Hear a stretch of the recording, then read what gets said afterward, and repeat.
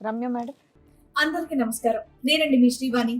Hit టీవీలో ప్రసారం అవుతున్నటువంటి ఇది కథ కాదు జీవితం కార్యక్రమానికి మీరు చూపించేటటువంటి ఆధారాభిమానాలకి మేము ఎప్పుడు కృతజ్ఞులై ఉంటాం. ఇది కథ కాదు జీవితంతో పాటు మీకు నచ్చినటువంటి కాంటెంట్ ని యూట్యూబ్ కంటే 1 వీక్ ముందుగా చూడాలి అంటే మీరు హిట్ టీవీ యాప్ లో చూడొచ్చు. దానికి మీరు చేయాల్సిందల్లా ప్లే స్టోర్ లేదా యాప్ స్టోర్ లోకి వెళ్ళి డౌన్లోడ్ చేసుకోవడమే, అది కూడా ఫ్రీగా. మేడం ఈ ఎపిసోడ్ మాట్లాడాలంటే నాకు కాస్త నవ్వే వస్తుంది అనుకోవాలి. జగదీష్ గారు మీతో మాట్లాడినా? పర్లేదు చెప్పండి. మీ ఇంట్లో బీరువా ఉందా? ఉంటుంది కదండి. దాంట్లో జగదీష్ కాన్స్టిట్యూషన్ అని ఒకటి ఉందంటగా, బుక్ ఉందా? పుస్తకం ఇండియన్ కాన్స్టిట్యూషన్ కాదు, ఇండియా రాజ్యాంగం గురించో ఇండియన్ చట్టాల గురించో కాదు నేను అడుగుతున్నది. మీరే ఒక చట్టం బుక్ చేసుకొని ఇంట్లో పెట్టుకున్నారంటగా? మైండ్లో పెట్టుకున్నాను నేను. పెట్టుకోలేదా? మైండ్లోనే పెట్టుకున్నానండి. నా మైండ్లో ఉంది. మైండ్ లో పెట్టుకున్నారా? నా మైండ్లోనే ఉంది. ఎక్కడ పుట్టావో ఎక్కడ పెరిగావో ఈ అమ్మాయి ఎలా పట్టి ఏమో అర్థమైందా? అర్థమైంది మేడం. ఆ కాన్స్టిట్యూట్ లో ఏమున్నాయో చెప్పరా? మనిషి చెప్తాను. ఏం చేద్దాం, మేము మాట్లాడగా నేను మాట్లాడతాను. దాని నుంచి అరిసావు జాలదా? మనిషి దగ్గర నుంచి మొదలు పెట్టాడు. అది ఎప్పటికవుతుంది. ఇక్కడ మా దగ్గర మూర్ఖులు చాలా మంది వస్తారు, మేము కూడా చాలా మందిని చూసాం. అరే భయ్ నీకు అవార్డు ఇవ్వాలి, అందులో నువ్వే నెంబర్ 1. ఎందుకో తెలుసా? నువ్వు పెద్ద కాన్స్టిట్యూషన్ బుక్ రాసేసుకొని అవునండి నా బ్రెయిన్లో ఉంది అని చెప్తున్నావు, దీనికి మళ్ళీ నువ్వు పెద్ద గ్రేట్గా ఫీల్ అవుతూ నవ్వుకుంటున్నావు. నాకు ముందే అబ్బా నేను కరెక్టేనేమో అని. పెచ్చా నీ కాన్స్టిట్యూషన్లో ఉన్న 3 పాయింట్లు ఏంటో తెలుసా? నువ్వు మాకు చెప్పావు కొత్తగా. మేము ఇప్పుడు ఎత్తుక్కోండి ఏంటి జగదీష్ కాన్స్టిట్యూషన్ బుక్లో ఉన్నవి. 1, డైవర్స్ ఇవ్వకుండా ఇంకో పెళ్లి చేసుకోవచ్చు. ఎందుకు అంటే ఆవిడకి పిల్లలు పుట్టరని డాక్టర్ చెప్పారు కాబట్టి పిల్లలు పుట్టిన వాళ్ళకి వేరే పెళ్లి చేసేసుకునే రైట్స్ ఉన్నాయి. నువ్వే రాసేసుకున్నావు. అది నీ బ్రెయిన్లో తప్ప ఆ చట్టం లీగల్గా వ్యాలిడ్ కాదు. పిల్లలు పుట్టినంత మాత్రాన ఎవరు ఏ చట్టం, ఇండియన్ చట్టాలు బాబు, నీ స్పెషల్ చట్టం గురించి వర్సెస్ ఇండియన్ చట్టం అని మాట్లాడుకోవాలి. జగదీష్ చట్టం వర్సెస్ ఇండియన్ చట్టం గురించి నేను ఫస్ట్ టైం ఈ ఎపిసోడ్లో మాట్లాడుతున్నాను. మీ చట్టంలో విడాకులు తీసుకోకుండా, అంటే భార్యకి పిల్లలు పుట్టిరని డాక్టర్ చెప్తే నువ్వు ఎవరినన్నా పెళ్లి చేసేసుకోవచ్చు. డాక్టరే నీకు నీ చట్టంలో ఒక జడ్జి, దానికి నువ్వే ఒక అడ్వకేట్వి, నువ్వే ఒక పెన్ను రాసుకునే పెచ్చ పెళ్లి చేసేసుకుంటావు. ఇంకొకటి నువ్వు మాట్లాడింది, రెండో అమ్మాయిని పెళ్లి చేసుకోవడానికి అక్కడ పిల్లల్ని కనటానికి నువ్వు ఆల్రెడీ ఈ అమ్మాయికి అక్రమ సంబంధాలు అంటగట్టేస్తూ ఎంత దారుణంగా మాట్లాడుతున్నావో తెలుసా? మేము ఎంతసేపు నిన్ను ఎంటర్టైన్ చేసింది నువ్వేదో ఎక్కడన్నా నీ మోరల్ వాల్యూస్, హ్యూమనిటికల్ గ్రౌండ్ ఏమన్నా చెప్తావేమో, బతికున్న ఒక మనిషివి, కరెక్ట్గా మనిషి లక్షణాలు ఉన్నాయా అని వింటున్నావు. ఎక్కడ కనిపించలేదు నాన్న నీ దగ్గర. నువ్వు మనిషి అని చెప్పడానికి నీ బ్రెయిన్ ఎంతలా పుచ్చిపోయిందో చెప్పడానికి నువ్వే ఒక నిదర్శనం.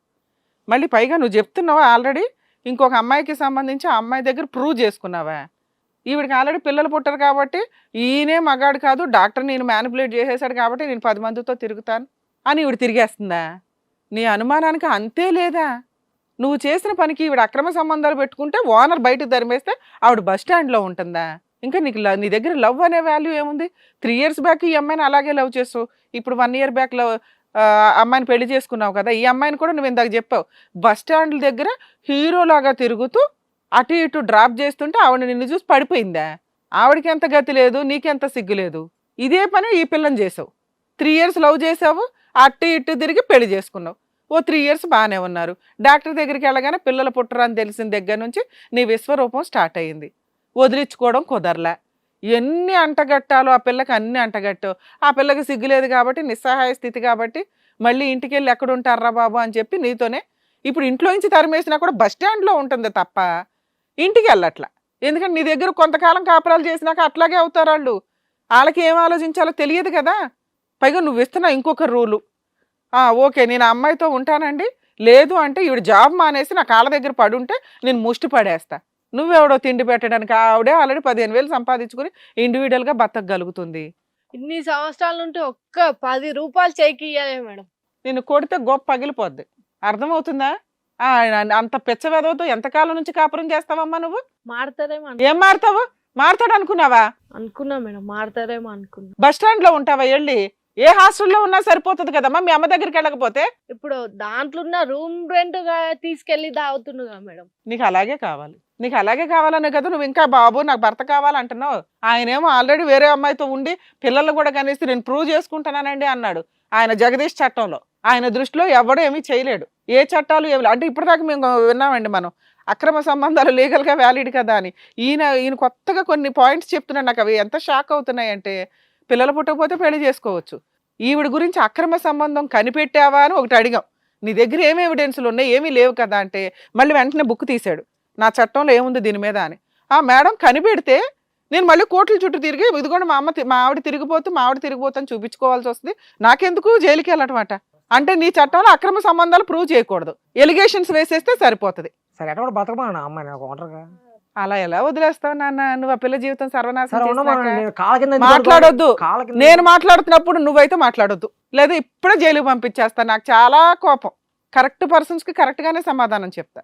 ఏమ్మా నీకు గడ్డి పెట్టాల్సింది ఇక్కడ, మీ ఆయనకు రాజ్యాంగం ఉంది స్పెషల్ గా, అది బ్రెయిన్ లో దాచేసుకున్నాడు ఎవరికి తెలియకుండా. అక్రమ సంబంధాలు అనేవి అతను ఇంతవరకు ప్రూవ్ చేయలే, ఆయన దృష్టిలో ప్రూవ్ చేస్తే ఆయనకే లాస్ అట, అందుకని ప్రూవ్ చేయడంట నీకు అక్రమ సంబంధాలు ఉన్నాయని. ఆయన మాత్రం అక్రమ సంబంధాలు పెట్టుకుని సెకండ్ మ్యారేజ్లు చేసేసుకుంటాడు, వెంటనే ఆయన బుక్ ఓపెన్ చేస్తాడు బ్రెయిన్లో నుంచి. ఇండియన్ చట్టాలు ఇటు గురించి వాల్యూ తెలియాలి కదా అతనికి, మరి తెలియజేయాల్సిన వాళ్ళు ఎవరు నువ్వు కేసులు ఫైల్ చేస్తే ఆయన బ్రెయిన్లో ఉన్న జగదీష్ చట్టం డిలీట్ అయిపోయి మనుషులు అంటే ఏంటి, భార్య అంటే ఏంటి, లవ్ చేసిన అమ్మాయిని, ఎందుకంటే నువ్వు ఇప్పుడు ఇలా వదిలేస్తే ఆ అమ్మాయికి కూడా సేమ్ అదే గతి 3 yearsలో తెలుసుగా. నిన్న అంత వెంటపడి వెనకాల పడి పెళ్లి చేసుకున్న వ్యక్తి ఈ రోజున ఆవిడని 3 years వెనకబడి వెంటపడి ఈయన అందం చూసి ఆవిడ పడిపోయిందంట, ఆవిడ పెళ్లి చేసుకున్నాడట. ఆవిడ చాలా అపురూపంగా ఉంది, ఆవిడ దగ్గరికి వెళ్తే రిలాక్స్గా ఉంది ఈయన బ్రెయిన్. మీరు లీగల్గా కేసు ప్రొసీడింగ్స్ నడిపించాలమ్మా, నడిపించకపోతే ఇలాంటి వాళ్ళు నిన్ను హింసించడుగా, నువ్వు అసలు పని కట్టుకుని నన్ను హింసించు కమాన్ అంటున్నావు, ఇది చండాలంగా ఉంది వినటానికి. మనిషివేగా, కష్టపడి సంపాదించుకుంటున్నావుగా, మీ అమ్మను బతికిస్తున్నావుగా, నిన్ను పోషించుకొని బతకగలవుగా, ఎందుకు ఆయన మీద డిపెండ్ అయ్యావు నాకు అర్థం కాల. అతను ఆల్రెడీ డోర్లు కొట్టి ఇల్లు వెకేట్ చేయిస్తే బస్ స్టాండ్లో ఉండాల్సినంత హీనమైన పొజిషన్లో నువ్వు ఎందుకున్నావు? ఈ 1 month నువ్వు సంపాదించుకున్నా సరిపోతుందిగా. లేదు ఒక 1 month మీ అమ్మ దగ్గరికి వెళ్ళి, అమ్మ అట్లా దరిద్రుడు నాకు వద్దు, నేను ఆల్రెడీ డెసిషన్ తీసుకున్నాను, నేను బతకాలనుకుంటున్నాను అని అనవా? బానిసలాగా ఉండాలనుకుంటున్నావేంటి?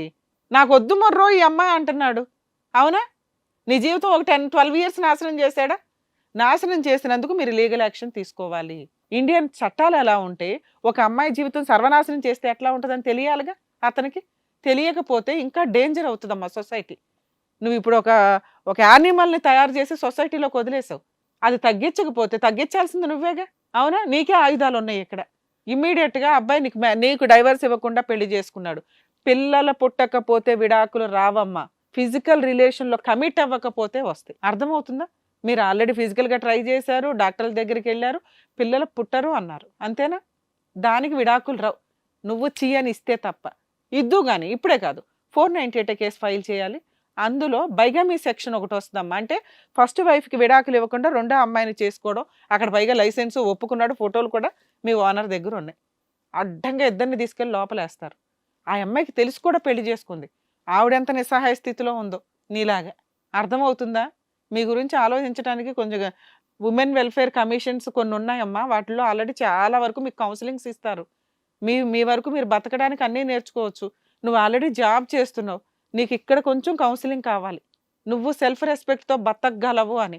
ఒక్కసారి పెళ్ళయింది కాబట్టి ఆయన దగ్గరే ఉండాలనేది చాలా కర్మతో కూడిన పని నీ కేసులో. ఒకసారి పెళ్ళైనాక భర్తతోనే ఉండాలని నేనే చెప్తా. నీ కేసు వేరు, ఎందుకంటే అతను ఇంకా నీ భర్త కాదు, వేరే వాళ్ళని చేసేసుకున్నాడు. అతనికి కావాల్సింది పనిష్మెంట్. ఇండియన్ చట్టాలు ఎలా ఉంటే ఒక ఆడపిల్లని హింసిస్తే ఎలా ఉంటుందో తెలియాలి. అర్థమవుతుందిగా? 498 కేసు ఫైల్ చేయండి. కోర్టుల చుట్టూ తిరగనండి నేను అన్నాడు కదా, తిరిగితే ఎలా ఉంటుందో తెలియాలి కదమ్మా. అర్థమవుతుందా? 498 కేసు ఫైల్ చేయి. అందులో బైగమీ సెక్షన్స్ వస్తాయి. ఆ అమ్మాయి ఎవరో ఎంక్వైరీ ఆ ఫోటో పెడితే పోలీసులు ఎంక్వైరీ చేసుకుంటారు. ఆయన ఫోన్ రికార్డ్స్ తీస్తేనే తెలిసిపోద్ది వెంటనే ఎక్కడెక్కడ తిరిగారు, ఎప్పుడెప్పుడు తిరిగాడు అని. ఓకేనా?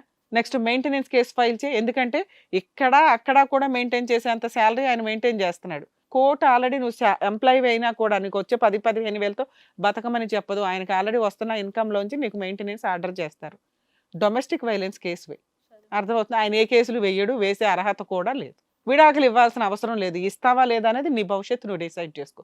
ఫస్ట్ నువ్వు వేసి ఆయన కోర్టుల చుట్టూ తిప్పుతుంటే ఆయన బ్రెయిన్లోంచి జగదీష్ చట్టం ఒకటి బయటకు వెళ్ళిపోయి ఇండియన్ చట్టం ఎట్లా ఉంటుందో తెలుస్తుంది. అప్పుడు మిగతా అమ్మాయిలు మోసం చేసుకోకుండా తిరుగుతూ ఉంటాడు. మీ ఆఫీస్ వాళ్ళ సపోర్ట్ తీసుకోండి, మేము కూడా వాళ్ళతో మాట్లాడతాం. ఆ ఫార్వర్డ్ చేసిన ఫొటోస్ అవన్నీ సేవ్ చేసుకొని ఉంచు. ఇట్లాంటి వ్యక్తి మీకు అవసరం లేదు నాన్న. జగదీష్ గారు, మీకు ఇండియన్ చట్టాల గురించి తెలిసేంత వరకు మీ చట్టాన్ని మీ బ్రెయిన్లో ఉంచుకోండి. మీలాంటి వాళ్ళకి కోర్టు సమాధానం చెప్తుంది, మేము దగ్గరుండి చెప్పిస్తాం. ఇంకొక మాట మీరు మాట్లాడొద్దు, నేను మీతో మాట్లాడను. ఓకే అమ్మా, మేడం ఇంకా సార్ వాళ్ళు చెప్పినట్టుగా కనుక చేస్తే ఇక మీద నీ లైఫ్ అనేది బాగుంటది. వెళ్ళండి. రైట్. చే బాబాయ్, మరి ఇంత దారుణంగా ఉంటారా? చాలా ఇంత అండి, చాలా దారుణంగా మూర్ఖంగా మాట్లాడుతున్నాడు ఉన్న ఆయన. వ్యక్తి. చే బాబాయ్, ఇంకోటి బాబాయ్ ఆవిడ కూడా ఎంత భరించిందో పాపం. ఇంకా చెప్పుకోవడానికి నాన్న కూడా లేదు, అమ్మ ఒక్కతే ఉన్నారు కాబట్టి, బ్యాక్గ్రౌండ్ సపోర్ట్ ఏది లేదు కాబట్టి అంత భరించాల్సిన అవసరం కూడా లేదు మేడం. బట్ ఒకటి ఏంటంటే ఈ షో ద్వారా నిజంగా ఇలాంటి వాళ్ళందరికీ ఇక ఫేసెస్ కనిపించవు కదా అని ధైర్యంగా ముందుకొచ్చి వాళ్ళ ప్రాబ్లమ్స్ అన్ని చెప్పుకొని దానికి చక్కగా మంచి సొల్యూషన్స్ ఇస్తున్నారు మీ ఇద్దరు. Thank you so much Kalyan garu, thank you so much Ramya madam, and hit టీవీకి కూడా స్పెషల్ గా థ్యాంక్స్. హిట్ టీవీ యాప్, ఇందులో short news, live news, entertainment shows, movies, digital magazines తో పాటు మీ జిల్లా వార్తలను కూడా ఫ్రీగా చూడొచ్చు. ఇంకెందుకు ఆలస్యం, వెంటనే హిట్ టీవీ యాప్ ని డౌన్లోడ్ చేసుకుని ఫ్రీగా ఎంటర్టైన్మెంట్ పొందండి. Hit TV app. Hit TV app. Please download hit TV app. Hit TV యాప్ని ఫ్రీగా డౌన్లోడ్ చేసుకొని ఎంజాయ్ చేయండి. మీకు నచ్చిన ఎంటర్టైన్మెంట్ కోసం హిట్ టీవీ యాప్ ని ఫ్రీగా డౌన్లోడ్ చేసుకొని ఎంజాయ్ చేయండి. హిట్ టీవీ యాప్ ని డౌన్లోడ్ చేసుకుని ఆస్వాదించండి, ఆశీర్వదించండి. ఇంతమంది సెలబ్రిటీలు హిట్ టీవీ యాప్ ని డౌన్లోడ్ చేసుకోండి అని చెప్తున్నారంటే ఎంత మంచి యాప్ ఆలోచించండి. అమెరికా అమెరికా అమెరికా అమెరికాలో చదవాలనుకునే వాళ్ళకి విశ్వసనీయమైన పేరు మన శౌర్య కన్సల్టెన్సీ. UK లో 1 year masters, UK లో 1 year masters, 2 years work permit up to 5 years visa. Contact Saurya Consultancy. Contact 89851 89851.